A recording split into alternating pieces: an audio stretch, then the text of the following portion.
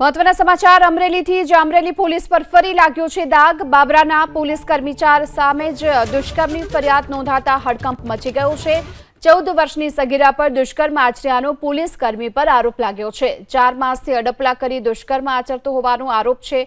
રવિરાજસિંહ ચૌહાણ નામના પોલીસ કર્મી સામે જ ફરિયાદ નોંધાઈ છે। જો કે આ ફરિયાદ બાદ બાબરા પોલીસે તપાસનો ધમધમાટ શરૂ કર્યો છે।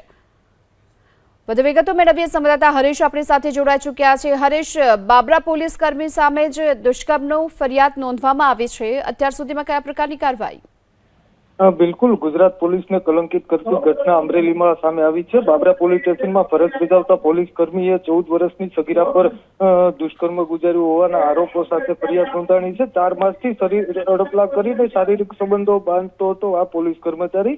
ત્યારે રવિરાજ ચૌહાણ નામના પોલીસ કર્મી સામે અપહરણ, પોસ્કો અને દુષ્કર્મની કલમ હેઠળ ગુનો નોંધવામાં આવ્યો છે। ભોગ બનનારે ફરિયાદ